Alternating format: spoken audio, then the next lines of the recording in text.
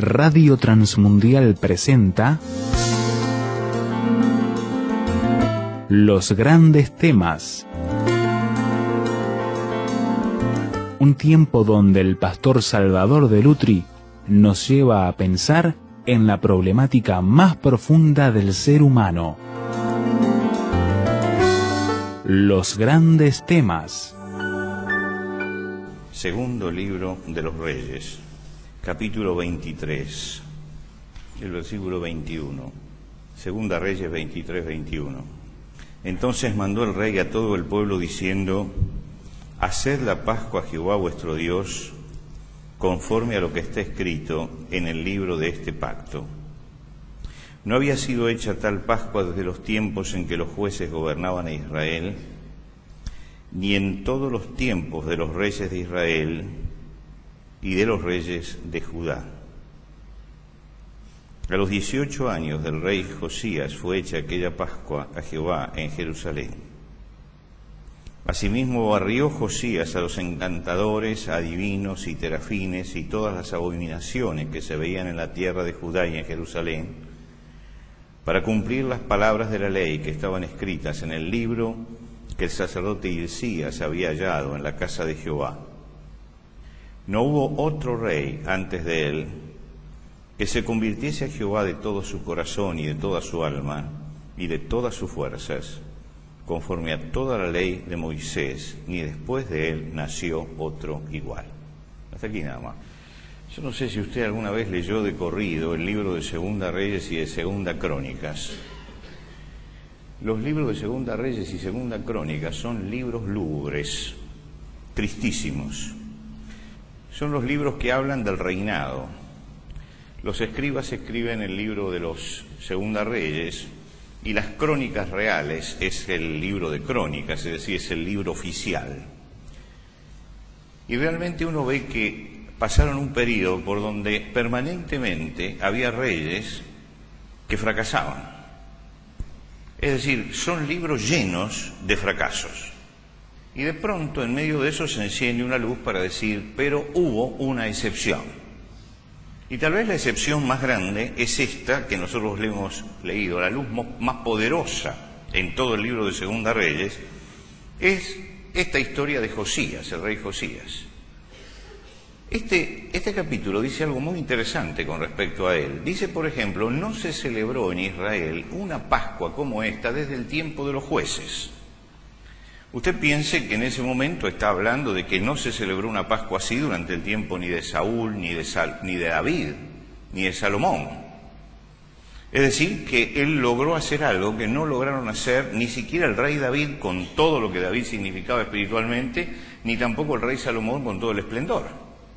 Dice, él logró que se celebrara una Pascua en Jerusalén con tal profundidad, tanta espiritualidad, que hacía siglos que no se vivía una experiencia como esa. Josías tuvo que vivir un tiempo difícil.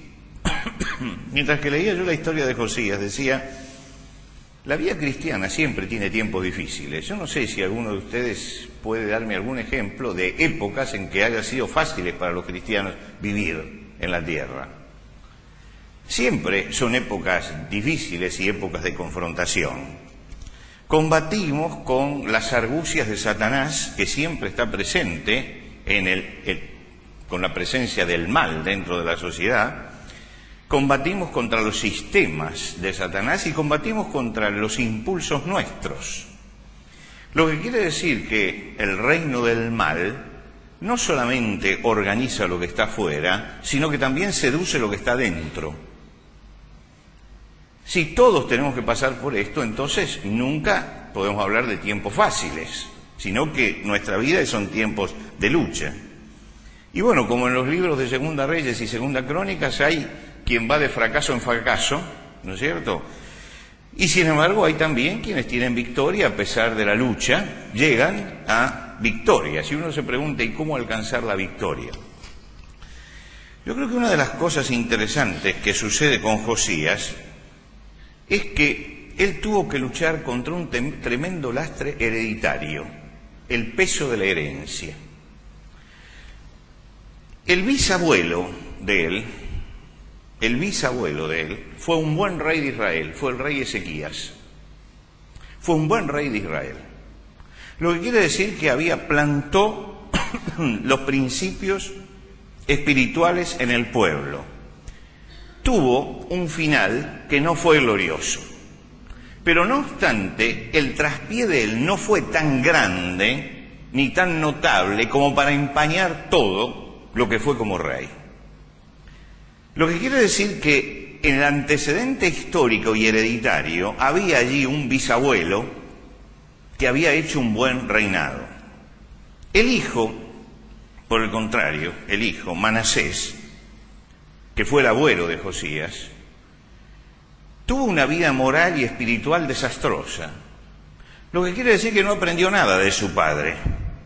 No recibió la herencia de su padre, no sacó lo mejor, no fue crítico y decir, bueno, en el último tiempo mi padre hizo esto, pero antes había pasado esto. Sino que él no supo mirar para atrás y no supo seguir un camino de victoria. Fue un verdadero desastre porque introdujo en el pueblo algo que había logrado erradicarse, que era la idolatría. Se metieron los dioses paganos dentro del pueblo. Era un hombre que seguramente por la influencia de Asiria se había inclinado hacia la astrología, creía en los horóscopos, ¿no? Y entonces él empezó con esta creencia en el fatalismo de los horóscopos y empezó a predicarla dentro de Israel y se volvió un hombre extremadamente supersticioso. Hizo un sincretismo religioso. En el templo de Salomón colocó una cantidad de deidades que a él se le había ocurrido que podían ser dioses para ponerlos allí, y además de los sacerdotes que tenía Israel, llevó agoreros, adivinos, lo que quiere decir que hizo una mezcla tremenda, una mezcla religiosa tremenda en el pueblo. Y todos sabemos que lo que sucede en el aspecto espiritual de una persona es lo que resuena después en toda su vida. El hombre no es más que la resonancia de lo que es su vida espiritual. Lo que nosotros somos es la resonancia de lo que es nuestra vida espiritual. Si él encaró en esta forma su espiritualidad, creyendo en horóscopos, creyendo en agoreros, dedicándose a la astrología, tergiversando lo que era la ley de Moisés, poniendo adivinos dentro del templo, poniendo estatuas de dioses falsos alrededor del templo de Dios, dentro del atrio del templo de Dios, no es extraño que entrara todo el pueblo y él mismo en una crisis tremenda. El libro de Segunda Reyes nos cuenta todo ese desastre.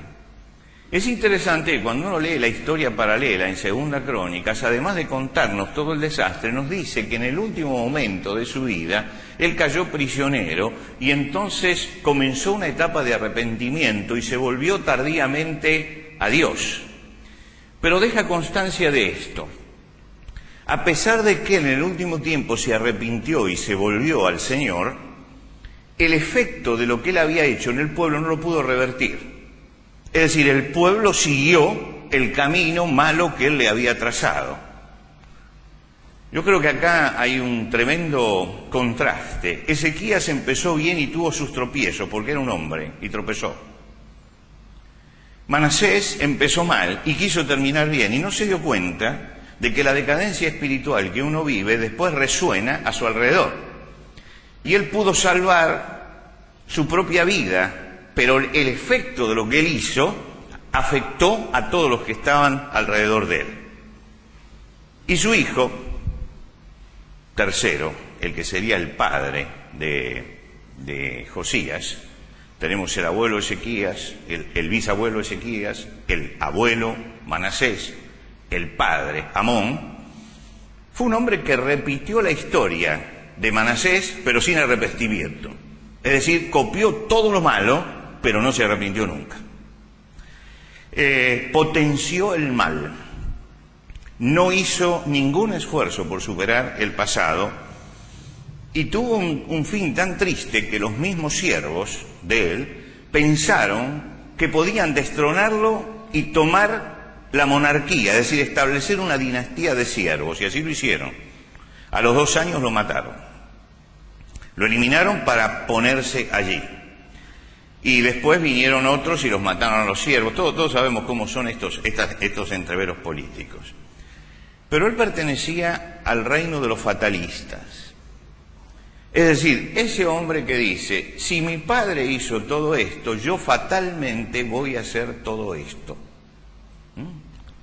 Yo estaba mirando algunas de las frases que nosotros decimos. Usted habrá escuchado a alguien que dice, yo soy así. ¿No es cierto? Yo soy así. No se ve a sí mismo como posibilidad, sino fatalmente como algo que ya está terminado. Yo soy así. O ese es mi destino, ¿no? Como si hubiera algo que estuviera escrito que no se puede cambiar. O a mí me tocó esto. Pero lo dicen con fatalidad. Él sintió realmente que la herencia de su padre, 55 años de decadencia, era fatal para él. Fíjense, nosotros decimos, yo soy así, ¿no? Gardel escribió un tango que habla de yo soy así. Les voy a aclarar que a mí no me gusta el tango. Algunos piensan que yo soy tanguero y que escucho tango. No, yo lo único que escucho es la música de Piazzolla, pero me interesa el tango. Esto es otra cosa. A mí me interesa desde el punto de vista intelectual el tango. Me interesa porque refleja un pensamiento y lo expresa muy bien. Él dice, si soy así, ¿qué voy a hacer? Nací buen mozo y embalado por el querer, ¿no? ¿Qué voy a hacer? Con las mujeres no me puedo contener. Si soy así, ¿qué voy a hacer? Es mi destino el que me arrastra a ser infiel. Esto se llama fatalismo. Esto se llama fatalismo. Es decir, él justifica todo diciendo que es mi destino, que yo soy así, y entonces comete infidelidad, pero para él no es adulterio, es el destino. La fatalidad metida dentro de la experiencia. Ahora, estas son cosas que uno hace con la herencia, porque todos tenemos herencia, todos recibimos algo. No somos solamente lo que nosotros construimos. Hay algo que sembraron los otros en nosotros, y que es nuestra educación, nuestra formación, todo esto. Yo creo que el que es fatalista en cuanto a su herencia es porque menosprecia el poder de Dios, que no lo puede cambiar, la gracia de Dios, la obra del Espíritu Santo. Justamente cuando nosotros conocemos al Señor y conocemos el poder de Dios, la gracia de Dios y la obra del Espíritu Santo, es cuando entendemos que el fatalismo es un error, que no se puede ser fatalista, que el hombre es posibilidad y es posibilidad siempre de cambio. El apóstol Pedro, cuando escribe su carta a los cristianos, dice, y si invocáis por Padre aquel que sin acepción de personas juzga según la obra de cada uno, conducíos en temor todo el tiempo de vuestra peregrinación, sabiendo que fuisteis rescatados de vuestra vana manera de vivir, la cual recibisteis de vuestros padres. Él está hablando ahí de la herencia. Dice, uno recibe una herencia, lo que recibimos nuestros padres. Dice, el cristiano ha sido rescatado por Cristo de esa herencia. Fuiste rescatado de vuestra vana manera de vivir, la cual recibisteis de vuestros padres. Me está diciendo que no hay nada hereditario que tenga tanta presión como para que yo lo pueda sentir como fatalista. Y es notable que acá en el pasaje él menciona dos padres. Él dice, y si invocáis por Padre, y está hablando de Dios, ahí está mencionando un Padre, que es el Padre Celestial, habéis sido rescatados de vuestra vana manera de vivir, la cual recibisteis de vuestros padres, son los padres terrenales. Me está diciendo que la nueva paternidad me libra de la antigua herencia que yo había recibido, me libra de todo eso, que no tengo por qué vivir fatalmente. La redención abre un nuevo panorama. Josías vivió una circunstancia muy difícil, y cuando él miraba para atrás en su historia tenía todo este bagaje. Pero además tenía grandes problemas en su vida. Fue huérfano a los 8 años. Y no solamente fue huérfano, sino que era huérfano a los 8 años y lo metieron en el trono de Israel. Ahora, creo que no hay nada peor para un muchacho que tiene, un chico que a los 8 años queda huérfano, que además lo metan en el lugar de tanta presión y de tanta responsabilidad, por supuesto con regentes y todo, y que tenga alrededor como consejeros, porque un chico de 8 años tiene un regente y tiene que tener un equipo de consejeros que son los que realmente manejan el reino y los que lo van formando, Y ese grupo de consejeros y cortesanos que lo fueron formando y que lo iban orientando eran todos los que habían estado con su padre y con su abuelo. Lo que quiere decir que no solamente tenía una herencia cuando él miraba la historia, sino que tenía la presión de toda esa gente que estaba alrededor de él, que lo inducía a que manejara las cosas de acuerdo a lo que había sido la vida de su padre y la vida de su abuelo, porque era gente que había estado con ellos. Quiere decir que no solamente él tenía la presión de una herencia negativa, sino que además tenía una circunstancia que le era totalmente adversa, porque no tenía de dónde agarrarse en medio de todo eso como para orientar su vida. Y por eso es aleccionadora la vida de Josías, porque es una de las vidas que demuestra que no hay herencia ni hay entorno que pueda con el hombre que se apoya en Dios. Porque él tiene todas las cosas en contra, absolutamente todas. Yo digo, si le aplicáramos el axioma de Ortega y Gasset, ¿no es cierto? El hombre es el hombre y su circunstancia. La circunstancia que él tiene es totalmente negativa. Entonces usted dice, si lo ponemos a este chico de 8 años en un puesto como este, con todos estos consejeros y con toda esta herencia, ¿qué vamos a sacar? Lógicamente, ¿qué vamos a sacar de esto? Si le seguimos la línea a los psicologistas, ¿no?, que dicen el hombre es el hombre y su pasado.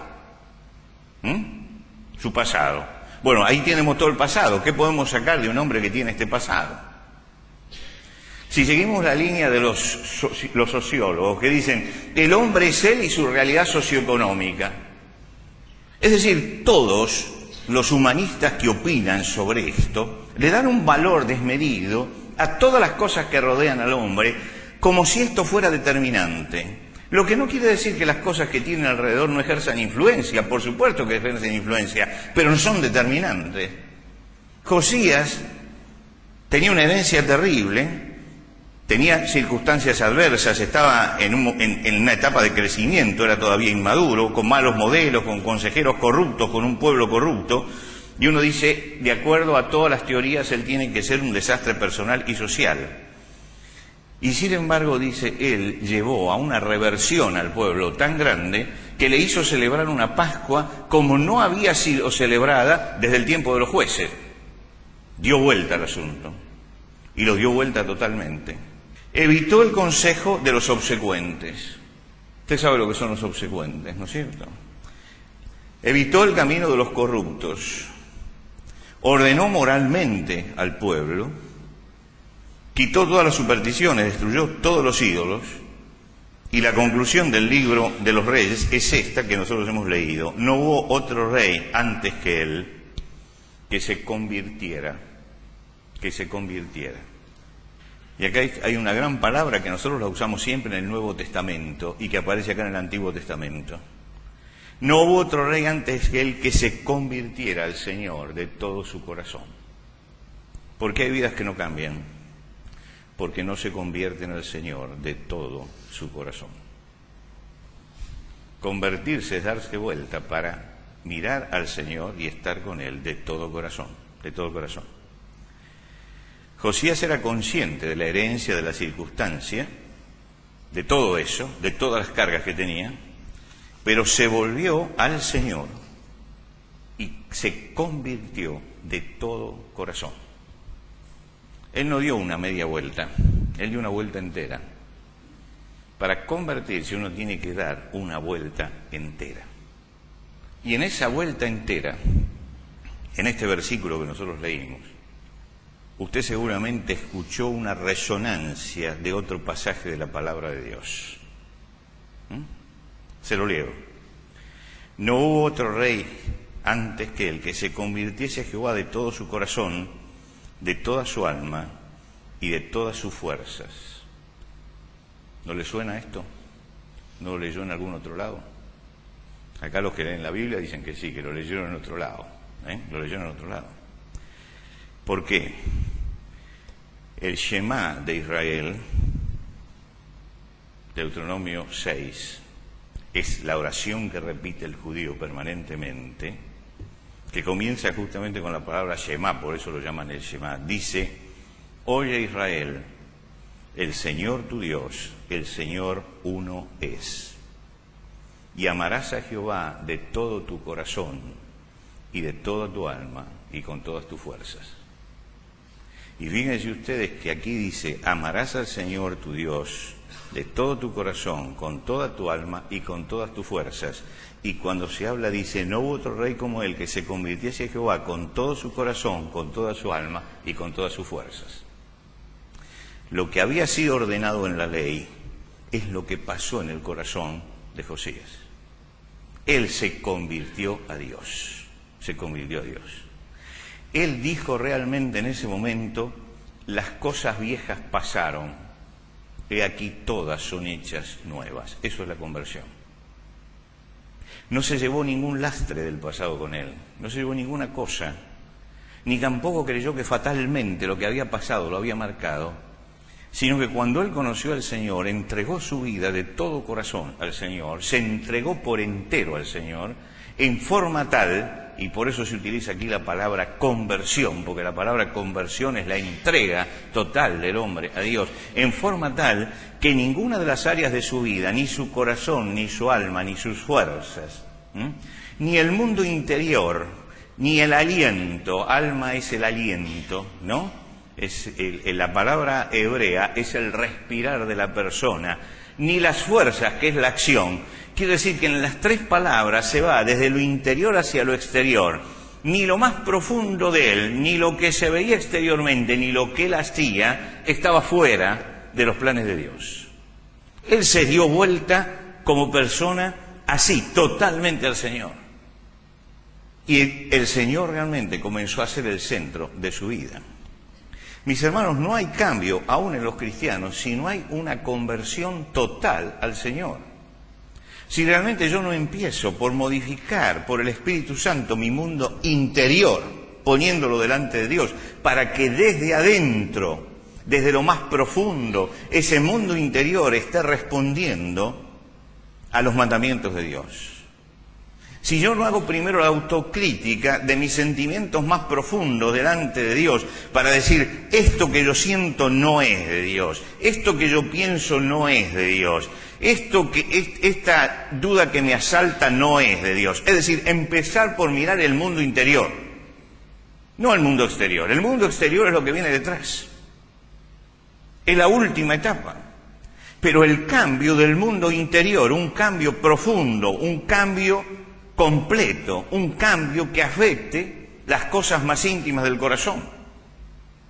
Cuando se empieza por esa conversión que aparece en primer lugar en el corazón, en la parte más íntima. Recuerden ustedes que estamos en el Antiguo Testamento y la palabra corazón habla de todo el ser interior, lo más íntimo del ser humano. Cuando empiezo por eso a revisarlo y acercarlo al Señor, cuando después eso empieza a expresarse en la vida, en la conducta de la persona, en el alma, en el aliento de la persona y en el movimiento de la persona y en la acción, es cuando realmente hay una verdadera conversión a Dios. Cuando yo busco, como dice Pedro, como niño recién nacido, la leche espiritual no adulterada, cuando busco eso para crecer interiormente, porque sé que si me alimento de las cosas de Dios, mi vida va a tener fortaleza espiritual, y si me alimento de cualquier otra cosa, no voy a tener fortaleza espiritual. Esa preocupación por el mundo interior, por la vida profunda, esa preocupación porque esa vida profunda, esa vida íntima, realmente sea acorde con lo que el Señor manda, es la base de todo lo que viene después. Por eso comienza el versículo diciendo, amarás a Jehová tu Dios con todo tu corazón. Y aparece en Josías la misma palabra, se convirtió a Jehová de todo su corazón. Él volvió con su mundo interior para allí. Alguna vez hemos mencionado la frase de Fulton Sheen, cuando él dice que nunca va a haber paz en el mundo si no hay primero paz en el alma, en el interior de los hombres, porque dice las batallas, las guerras, primero se realizan en el corazón del hombre, después salen. Entonces lo que hay que renovar es la parte interior. Josías empezó bien. Empezó porque empezó a tratar desde el comienzo, de buscar qué podía hacer Dios en su vida. Yo no creo que Josías haya sido un superdotado, pero creo que cuando dice el libro de los Reyes, a los 8 años de su reinado comenzó a buscar al Dios de David su padre, está queriendo decir que ese hombre, ese chico, se dio cuenta de que no podía apoyarse ni en el pasado, ni en la herencia, ni en lo que tenía alrededor, que él necesitaba un sostén mucho más grande que eso, mucho más poderoso, y entonces comenzó a apoyarse en el Dios de sus padres. Y al apoyarse en Dios, Dios fue la fuente del cambio, de la ruptura con el pasado, de la transformación de la vida, que llevó a la transformación de toda la nación. Porque su conversión fue un testimonio tan grande que convirtió a todo el pueblo. Se dio vuelta en tal forma que hizo que todo el pueblo se diera vuelta. Y acá llegamos a una palabra clave de la vida cristiana, que es que la conversión interior se manifiesta en el testimonio, en lo que el hombre es, en lo que se muestra, en lo que las fuerzas del hombre hace. Se pide siempre, lo pide el apóstol, que tengan buen testimonio de los de afuera, que uno tiene que cuidar su testimonio, que el cristiano es un testigo en su vida de lo que Dios ha hecho en su interior. Y esto es lo que pasó con Josías, que él comienza a buscar a Dios, Dios lo cambia por adentro, y se produce un cambio tan notable que el padre se convirtió en la última etapa, pero no pudo convertir al pueblo. Se convirtió él solo, a lo último, presionado porque había caído prisionero. Pero él no. Él se convirtió de todo corazón y su conversión lo llevó a convertir al pueblo. Yo pienso que cuando Manasés se convirtió, el pueblo dijo, bueno, son cosas de él. Y siguió con la decadencia. Pero cuando se convirtió Josías, el impacto de la vida de Josías fue tan grande que golpeó a todo el pueblo. Y cuando él dijo, hay que cambiar, y hay que sacar, y hay que romper, el pueblo tuvo que aceptar todo eso. Porque era la realidad de un hombre que estaba lleno del Espíritu Santo de Dios. Nosotros a veces limitamos la acción de Dios en nuestra vida. Dios es un Dios poderoso que quiere actuar poderosamente también en nosotros, pero no va a actuar si nosotros limitamos la acción de Dios en la vida. Y el cristiano es el que limita la acción de Dios en su vida. Y lo limitamos cuando creemos que hay circunstancias que son irreversibles. Ustedes se acuerdan en el libro de los Jueces cuando Dios fue y lo llamó a Gedeón y le dijo que él era un hombre esforzado y valiente, ¿no? El llamamiento de Dios. La contestación de Gedeón fue, mi familia es pobre y yo soy el menor de mi casa. Es decir, él no entendió en ese momento lo que Dios quería hacer. Entonces habló de la situación socioeconómica que tenía. Mi familia es pobre. Y además de la situación especial de él, porque el primogénito era el que llevaba la doble porción, la doble parte, ¿no? Dice, además yo, como si esto fuera pocos, soy el que voy a recibir menos porque soy el menor. Y no se dio cuenta que el Dios que lo estaba llamando era un Dios todopoderoso. ¿Y cuál es la respuesta de Dios a la pobreza de Gedeón? ¿Y cuál es la respuesta de Dios a esa visión limitada que tenía Gedeón de su propia vida? Dios le dice una sola frase. Él no le contesta acerca de la pobreza, ni le contesta acerca de que es el menor de la casa de Israel. Dios le dijo, ciertamente yo estaré contigo. Simplemente eso. Es decir, en la balanza se ponen dos cosas. Él puso toda la pobreza, esto, lo otro. Y Dios, en vez de decir, no, saquemos la pobreza, vamos a darle riqueza para que matemos a los hermanos mayores para que quede como primogénito, Dios dice, no, pongamos en el otro platillo de la balanza, pongamos mi poder. Y entonces Dios dice, yo estaré contigo. Y vuelca la balanza de golpe, porque es el Dios Todopoderoso el que va a actuar en la conversión de Gedeón. Cuando Moisés fue llamado, 80 años, pastor en el desierto, fugitivo de la justicia. Él dice, ¿quién soy yo para que vaya Faraón? ¿Quién soy yo para que vaya Faraón? ¿Qué le contesta el Señor? Miren, nunca el Señor contesta directamente la pregunta. Le contesta con la lógica hebrea. Se dice que un judío siempre contesta una pregunta con otra pregunta, ¿no? Es una lógica. Y es interesante, ¿eh? Cuando uno contesta una pregunta con otra pregunta, es interesante. Dios utiliza la lógica hebrea. Entonces él le pregunta, ¿quién soy yo para que vaya a Faraón? Y Dios le contesta, ¿qué es lo que tienes en la mano? Es decir, yo no te voy a contestar la pregunta, te hago otra pregunta. Entonces, lo que tengo en la mano es una vara. Bueno, usted conoce la historia posterior, ¿no es cierto? Todo lo que pasó con esa vara. Esa vara fue la vara de las plagas, esa vara abrió el Mar Rojo, esa vara golpeó la roca y salió agua. Es decir, esa vara fue la vara de poder. Ahora dígame, ¿Dios no podía hacer todo eso sin la vara de Moisés? Dios lo podía hacer, pero le estuvo enseñando una lección que la fue aprendiendo durante toda la vida. Que uno puede decir, ¿quién soy yo?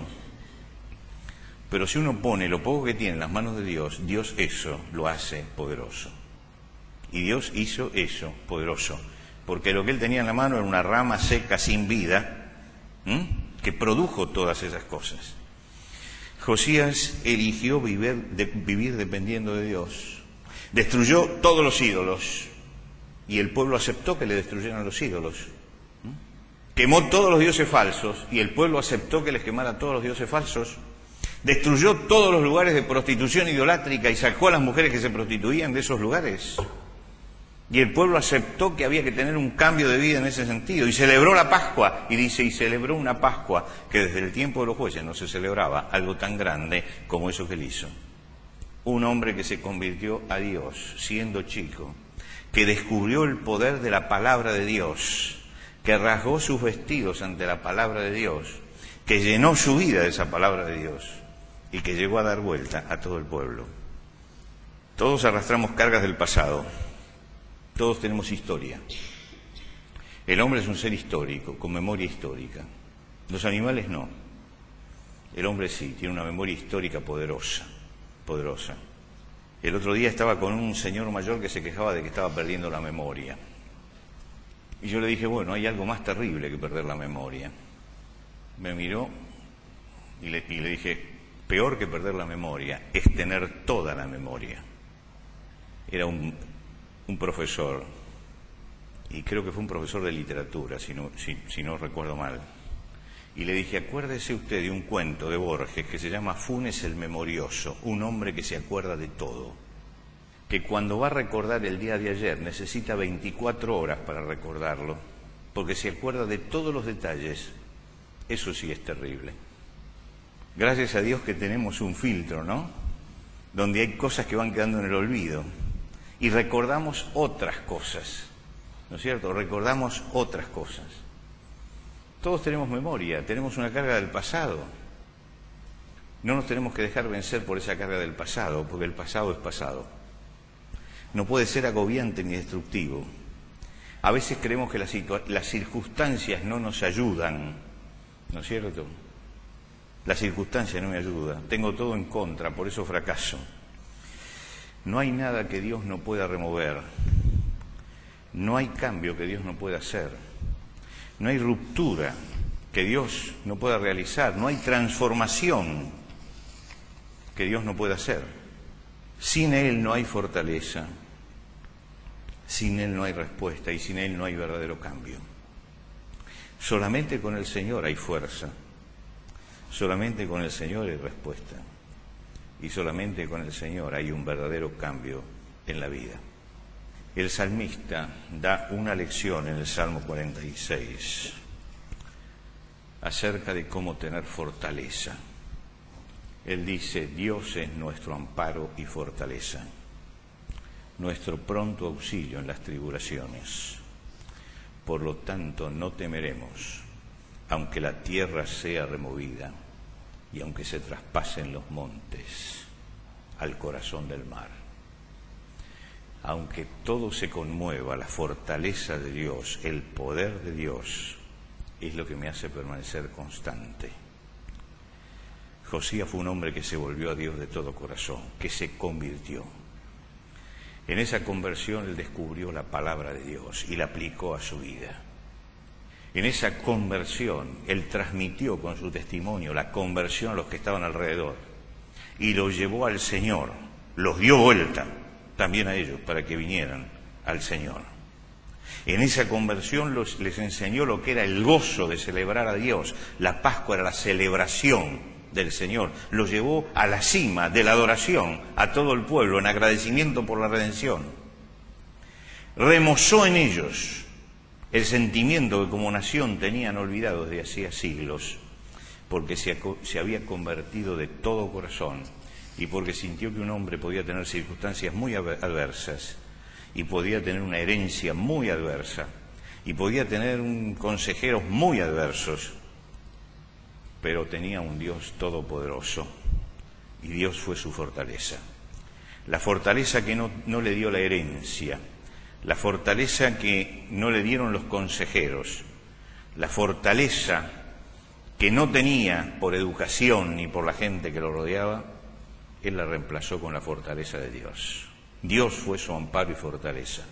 Y por eso cuando usted lee el libro de Segunda Reyes, en medio de esas cosas tan lúgubres, de repente aparece la luz de Josías y resplandece. Es el hombre que verdaderamente se convirtió a Dios. Señor, queremos pedirte esta noche que tu palabra llegue a lo más hondo de nuestro corazón, a esa última fibra de nuestra vida donde tú quieres actuar y donde tiene que producirse el cambio.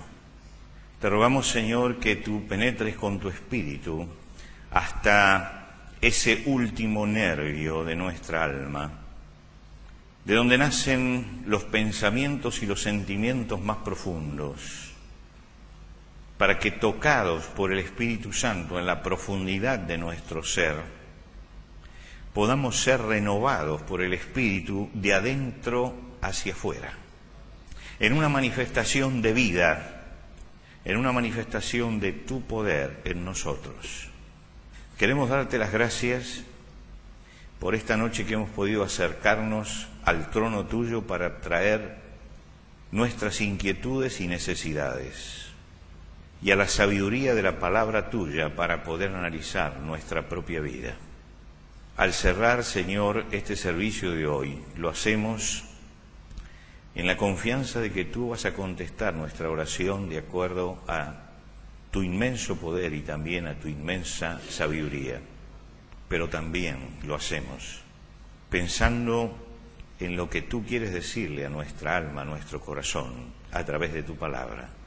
Y nos vamos, Señor, descargados de todas aquellas cosas que forman nuestras inquietudes, porque las hemos puesto en tus manos. Pero nos vamos también cargados por el interrogante que abre en nuestra vida tu palabra. Te damos gracias porque tú nos descargas de todas las cosas que nos inquietan. Y te damos gracias porque tú nos cargas de interrogantes acerca de nuestra propia vida. Y esta noche, Señor, queremos al salir que esos interrogantes persistan en nuestro corazón para que podamos mirar ante el espejo de Josías nuestra propia vida, para saber cuáles son los cambios que tú quieres hacer en el interior de nuestra alma. Señor, bendícenos ahora al retirarnos. Te lo pedimos por Cristo Jesús. Amén. Que Dios los bendiga.